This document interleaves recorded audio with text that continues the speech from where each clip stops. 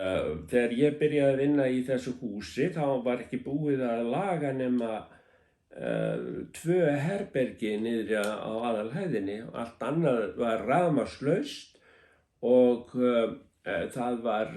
húsið hafði staðið autt í líklega 2 eða 3 ár eftir að gamall maður sem bjó hér síðast einn dó.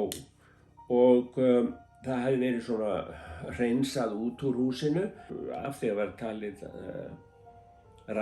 hætta af því að rafmagn hafði ekki verið endurnýjað. Þá var sem sagt rafmagn alveg tekið af og svo var bara búið að ganga frá rafmagni sem 2 stofum og svo var búið að endurnýja klósett. Annað var sem sagt óendurnýjað.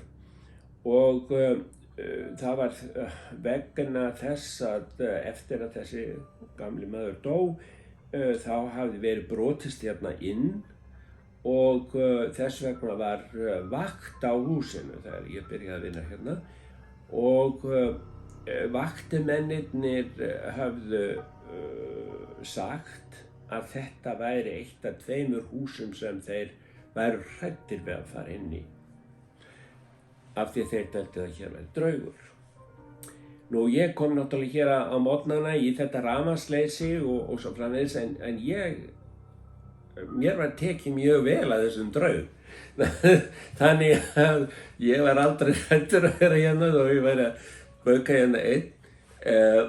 En ég tók eftir því að ýmsir aðrir sem voru að vinna með mér hérna, þeir voru frekar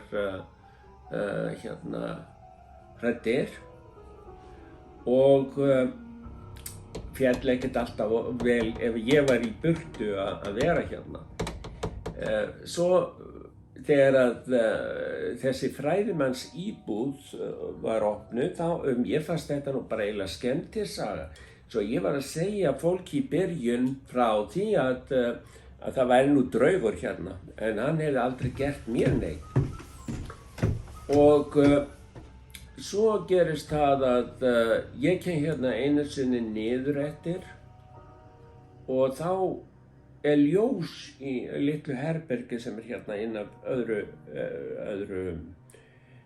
svefnherberginu og ég vissi ekki til að þarna ætti að vera ljós og ég fer upp og þá búið að færa öll húsgögnin í herberginu. Borðið var komið undir glugga, bókaskápurinn sem var eiginlega dálítið erfitt að færa. Það var búið að færa hann til og ýmislegt svona. Sagði svo þegar næsta dag að nú gæti ég ekki neita tilvist draugsins. En svo kom konan sem hreinsaði hérna til og ég segi við hana, ég var dálítið undrandi á því að það var búið að færa öll húsgögnin í einu herberginu uppi. Veist þú eitthvað það? Já, ég færði þetta allt til, mér fannst þetta ekki fara nógu vel. Svo hún var draugurinn